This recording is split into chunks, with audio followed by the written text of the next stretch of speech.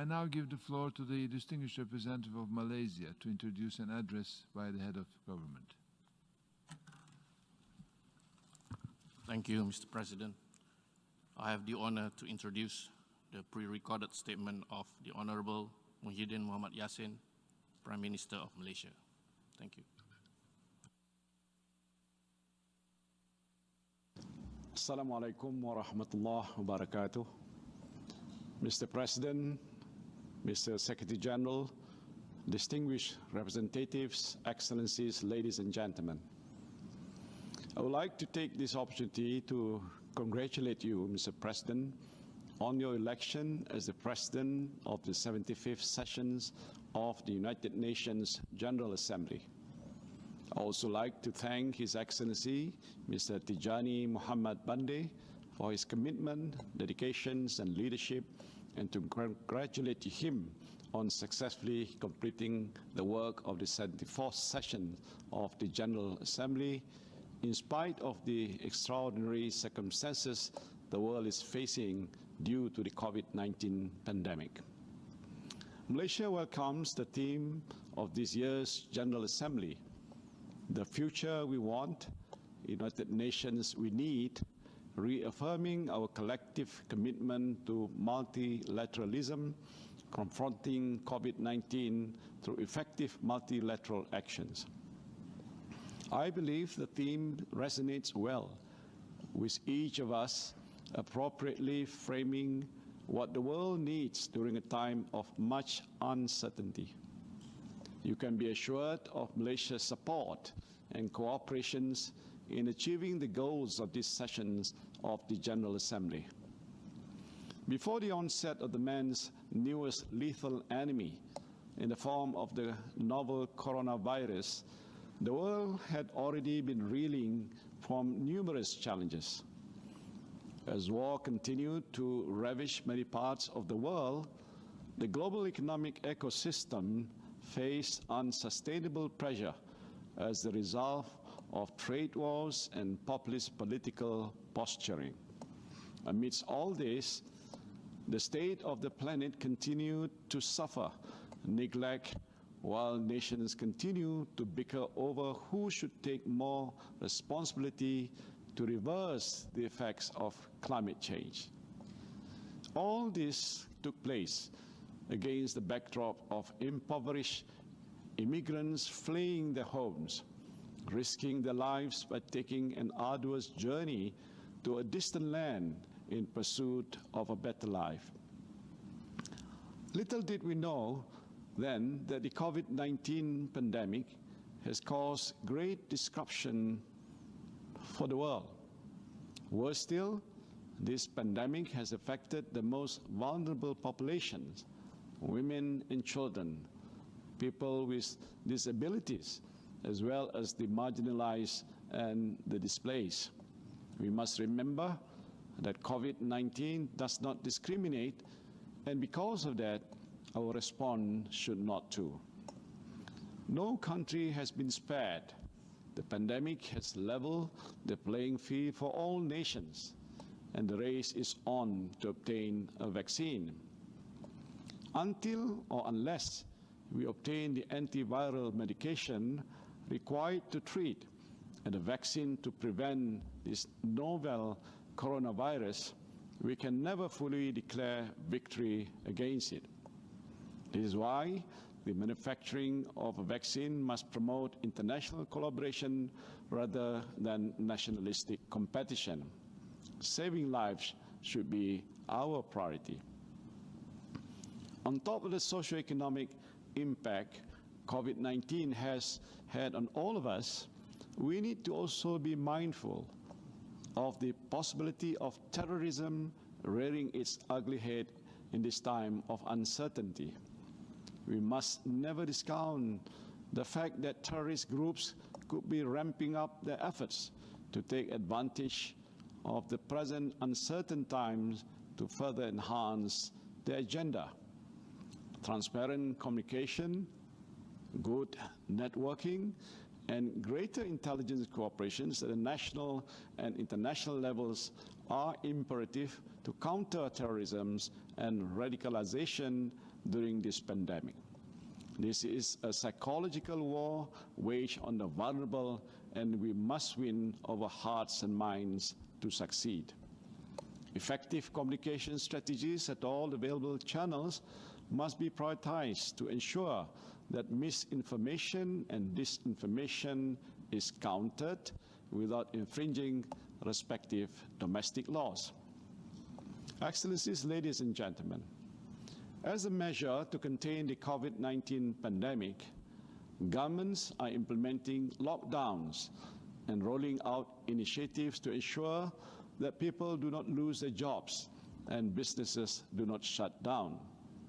The economic and financial impact of the pandemic has brought big and small corporations to their knees. We have witnessed how decades of hard work and dedication have been reduced to bankruptcy, or even the downsizing of companies on unimaginable scale. And this has resulted in thousands of jobs lost. And this is precisely the reason why the economic devastation of this magnitude needs the collective actions of the international community. There is a need to soften the impact to the livelihoods of all those affected. For Malaysia, the government has put in place mitigating strategies to address the socio-economic impacts that COVID-19 has had on our country. We hope Malaysia not only recovers, but emerges stronger from the pandemic. The balancing act that Malaysia strives to achieve between kick-starting our economy and implementing standard operating procedures, the SOPs, to prevent further waves of infection has been nothing short of challenging. Malaysia has put in place structural economic reforms in facing the new global landscape post-COVID-19. We have begun the implementations of economic recovery strategies, followed by an all-inclusive economic revitalization program. Even though it will take some time before we see the results, we will continue to try our level best to return to some semblance of normalcy. And we know we can only do better with the help of the international community. Excellencies, ladies and gentlemen, unfortunately, the United Nations has been rather slow in aiding the response of member states to COVID-19. For instance, in the first few months of the pandemic, the United Nations Security Council, UNSC, failed to discuss the issue, even though the pandemic clearly poses a grave threat to the security of the world. Only on the 1st July of 2020 did the United Nations Security Council adopt a resolution to demand an immediate cessation of hostilities, which would allow nations to refocus resources on combating the pandemic. And this is a positive step. However, we can only imagine the benefits of such action if it had been undertaken much sooner. Differences in the Security Council left the body as it has so many times indecisive and ineffective. We must be brutally honest with ourselves and admit that after more than 7 decades, surely the fate of the world's peace and security should not continue to be left in the hands of a few. It is about time that the composition of the Security Council better reflects the United Nations' current membership. The 5 permanent seats in the Security Council reserved for the veto-wielding 5 victors of a world war has proven that the organization needs to be reformed. There would not be an alliance to pursue a common goal if one party thinks it has more right to decide than the others. Since 1946, the veto has been wielded more than 200 times. There is nothing democratic in the way the veto is used. The veto is open to abuse, be it sanctimoniously, hypocritically, to uphold wrongdoing. And this is why we need to move the reform process forward. Only at an improved Security Councils and the United Nations can the world hope to see problems being addressed effectively. One of the most glaring failures of the United Nations is the situation in the occupied Palestinian territory. Despite the countless calls by the international community since the founding of the United Nations, the will of the majority continues to be negated by the few. They hide their true intentions under the guise of national security and the notion of justice. Wars took place and millions lost their lives, have portrayed that the very same actors caught in some of the worst tragedies have chosen to remain oblivious.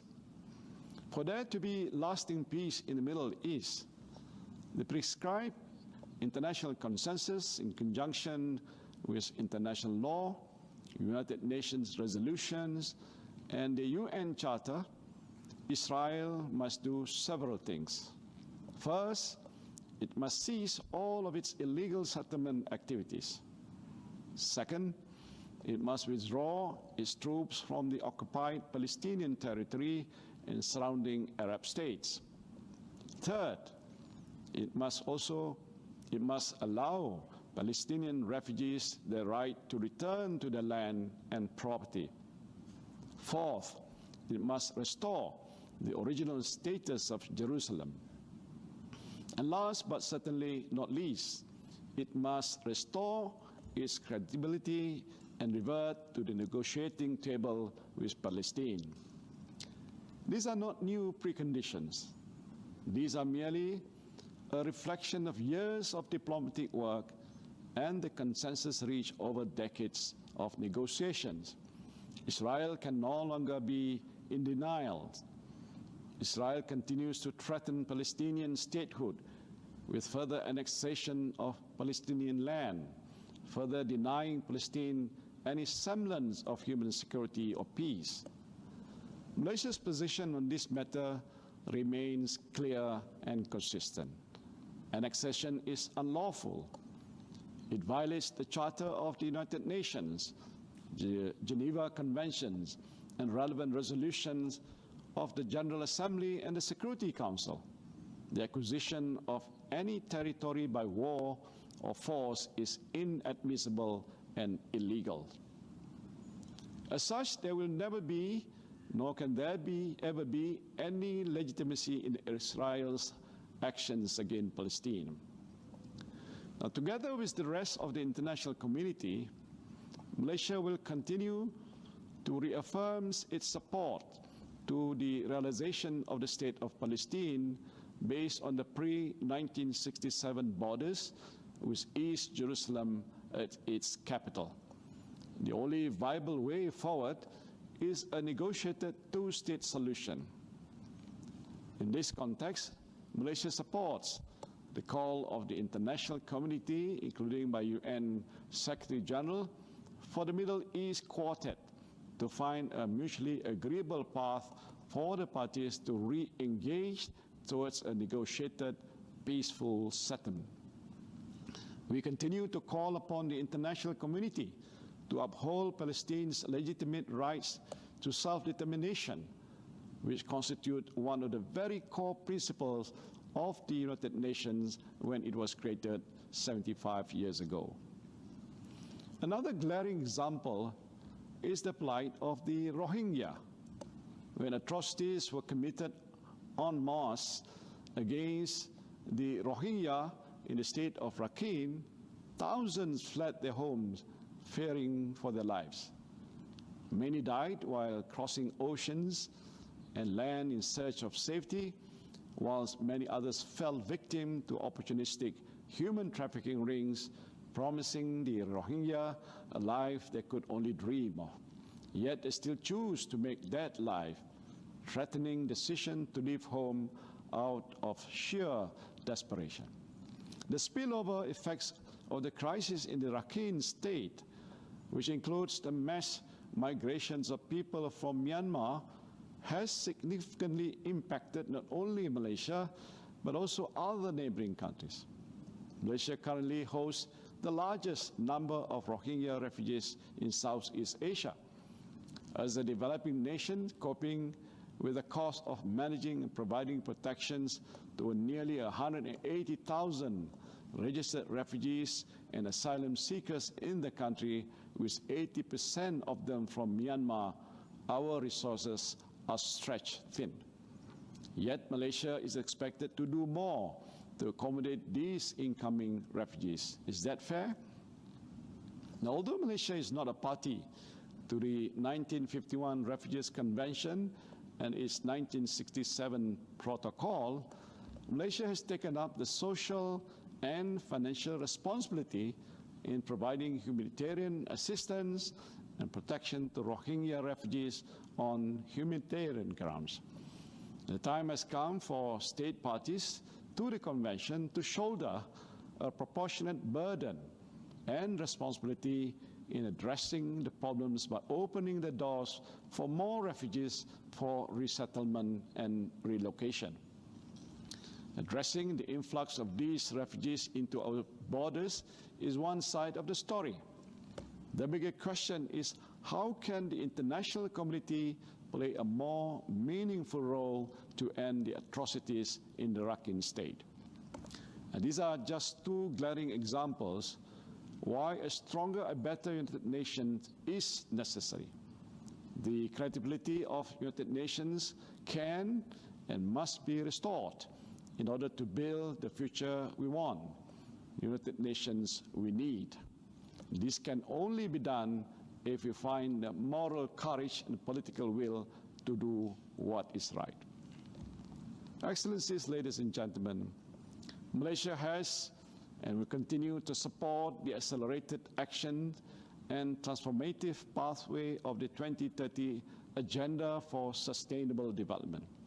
Our development plans have always been geared towards sustainability, both for the environment and for the living, and have been embedded into the 5 yearly national development plans. It has also been included into Malaysia's shared Prosperity Vision 2030, which aims to develop a fair and equitable distribution of economic development at all levels by 2030, as envisaged by the Sustainable Development Goals, SDGs. Since Malaysia implemented the Movement Control Order, the MCO, in March, we found that air quality readings in Malaysia has improved twofold, from 28% to 57%. The fear is that this could only be a temporary reprieve, as global carbon emissions may rise again if we continue to be complacent and do a business-as-usual approach in our post-economic recovery plan. The pandemic must therefore be treated as a turning point. It is important for the entire international community to respect the planet's limits and value our natural resources. Just like everybody else, Malaysia is also concerned about the environment. At the same time, Malaysia is one of the biggest producers of palm oil. Many farmers and smallholders are dependent on this crucial commodity to sustain their livelihoods. However, critics have linked palm oil to the destructions of the world's precious rainforests and the extinctions of wildlife. They also claim that it's dangerous to health. These claims are way far from the truth. Malaysia has over 60 national laws and regulations covering the protections of wildlife and the environment, health, the safety and the welfare of workers, and controls of pollutants. We are pleased and honored to inform that we have managed to retain 55% of our rainforests, exceeding 5% of our earlier commitment. Excellencies, ladies and gentlemen, this year marks the 75th anniversary of the United Nations. For the past 75 years, The United Nations has been the center of international relations. In the eyes of some, it can be considered as a failure, while others see it as a success. Call it what you want, but it is difficult to deny that the United Nations has managed to allow human society to progress in so many aspects, from education to the environment, to the health and social security of millions. Unfortunately, in recent times, multilateral commitments are becoming less persuasive because states are less willing to uphold shared values and solve challenges together. Governments are turning inwards, pushing a national perspective that wins more immediate public support. The United Nations should not be a platform to do this. It should be a capable institution that can hear and collectively address the concerns of its members and the problems that beset the world. In preserving stability, tranquility, and peace, Malaysia has long held the belief that our world demands for collaborative engagement by all. It is therefore in our interest that the international community works together to uphold a system based on our shared universal values through dialogues and cooperation. Excellencies, ladies and gentlemen, turning 75 is indeed a significant achievement.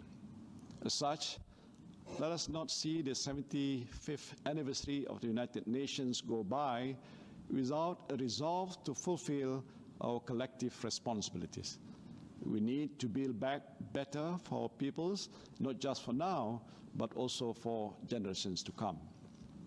Rest assured that the United Nations has Malaysia's fullest commitment to multilateralism based on the purposes and principles as enshrined in the Charter of the United Nations. Thank you.